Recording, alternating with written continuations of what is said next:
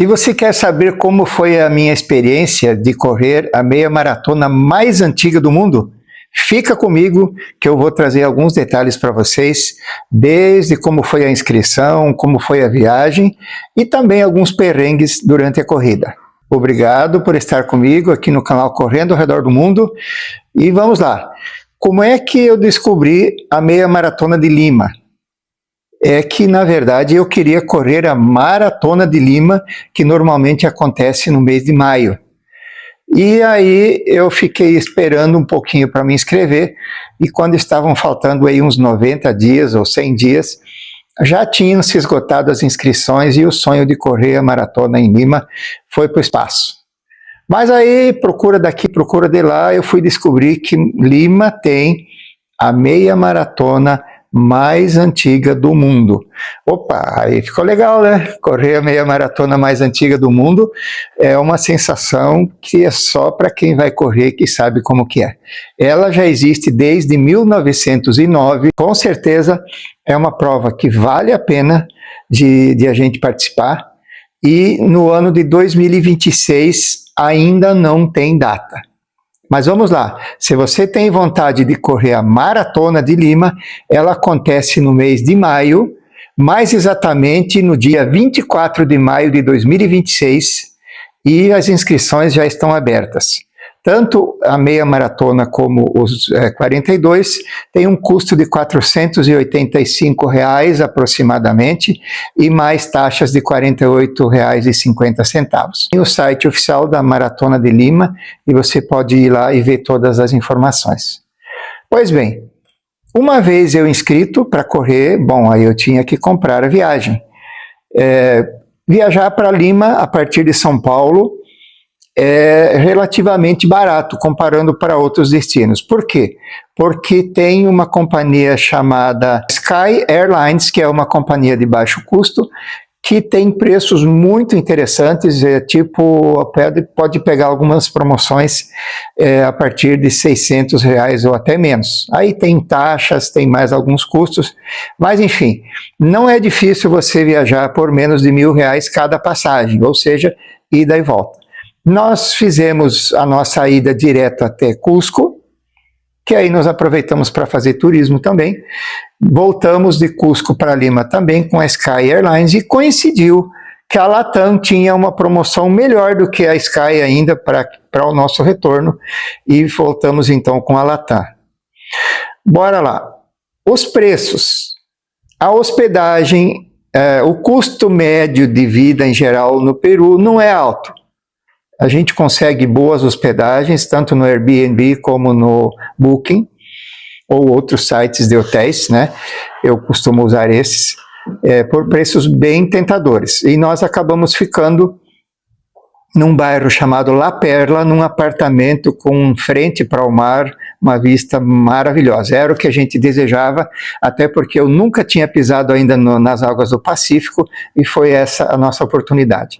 Mas toda essa região ali, La Perla, mas especialmente Miraflores e Barrancos, são bairros onde os brasileiros gostam de ir, e que mesmo quem é lá do Peru diz que são bairros relativamente seguros. Turismo em Cusco.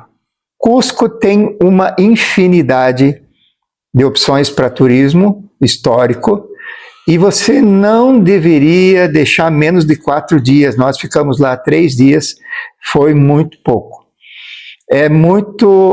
Na média, os passeios são com preços bem razoáveis, exceto Machu Picchu. Tá? Machu Picchu vai te custar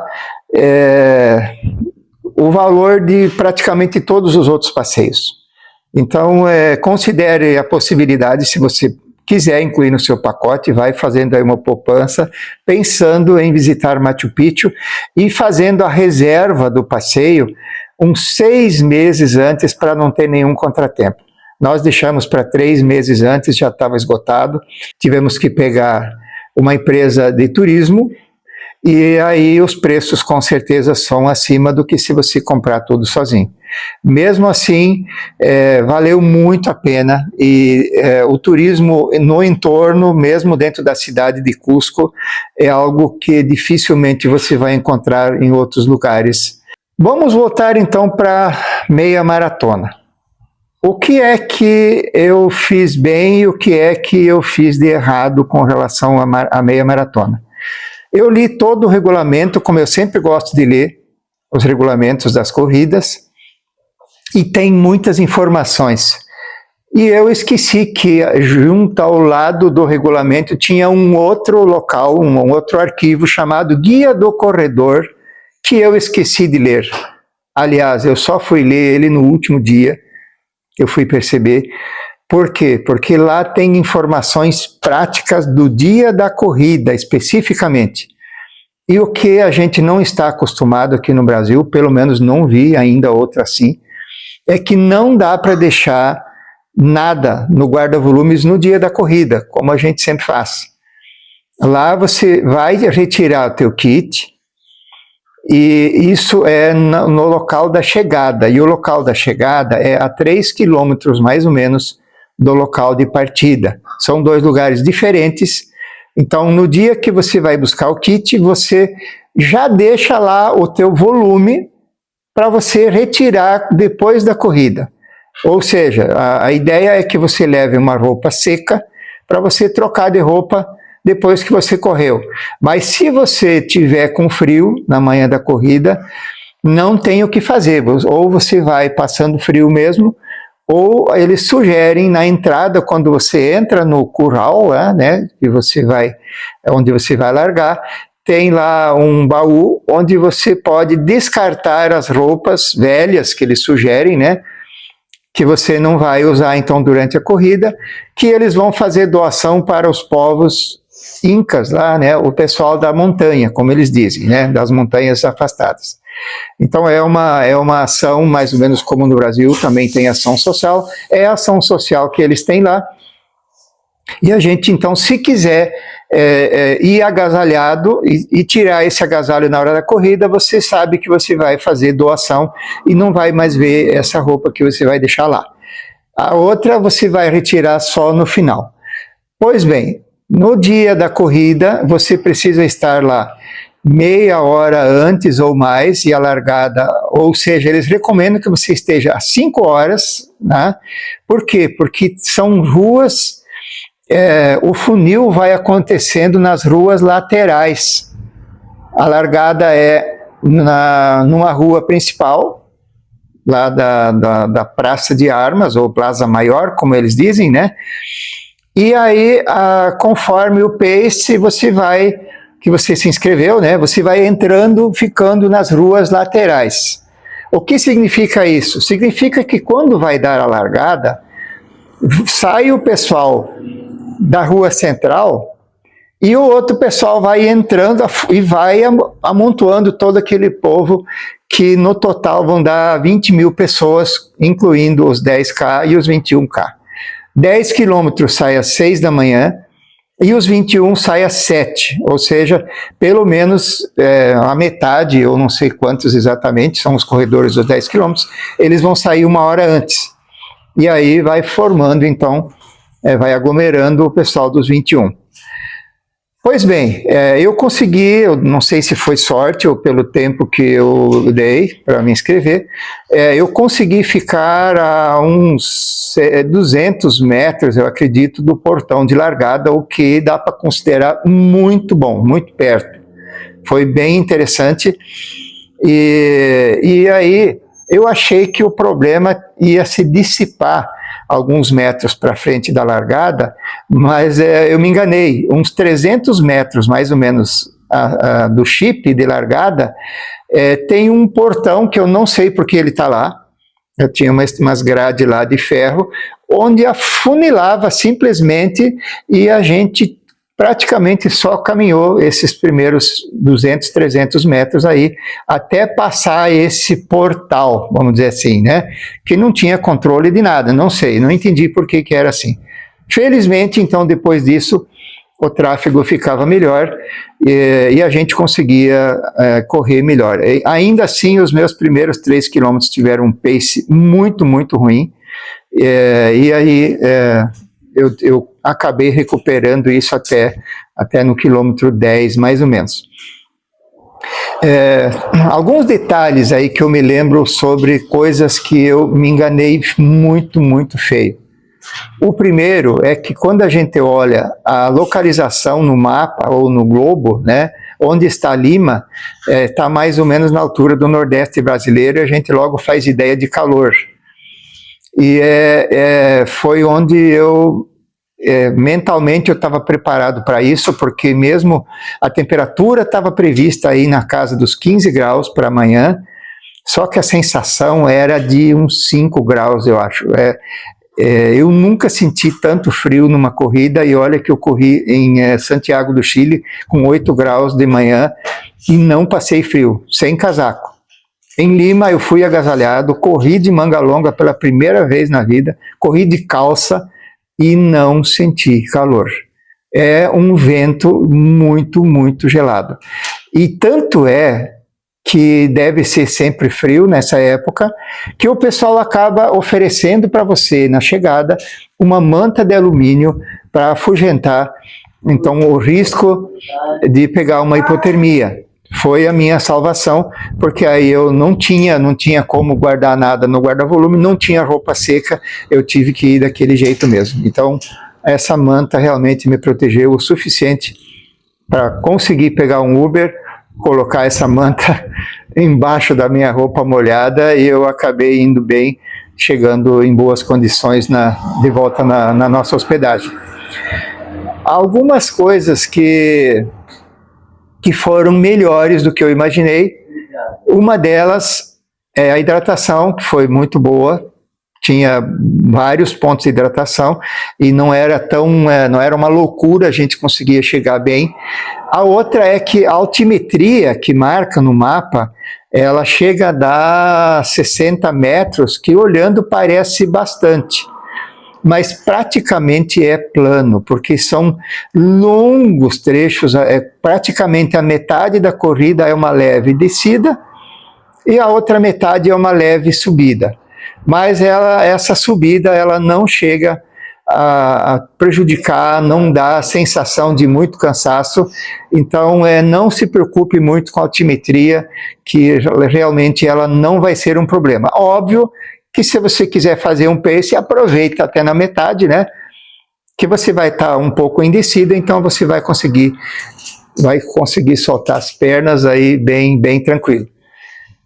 O que mais? Na chegada realmente a gente fica girando, é um jogo psicológico. Quando a gente entra no Parque Mágico de Águas, psicologicamente a gente acha que a linha da chegada já está ali. Só que não, a gente fica girando lá dentro, anda, e a gente se perde mentalmente, e isso eu achei um pouco ruim, porque aí você não tinha a mínima ideia onde que era o ponto de chegada. E o parque é relativamente grande, né?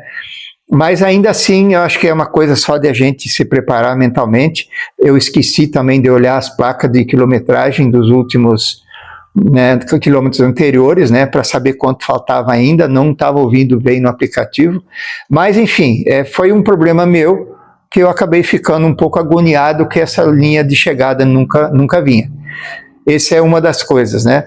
A outra, quando a gente passa na linha de chegada, por causa do alto número de pessoas, a gente entra no meio de um corredor, né? E você não tem opção a não ser ir em frente, vai em frente, e você já pega a medalha, já passa, vai adiante, pega a hidratação, e aí fatalmente você acaba sendo direcionado já para as saídas. Então, se você quiser voltar lá, quiser interagir mais, você tem que fazer uma grande volta para poder retornar.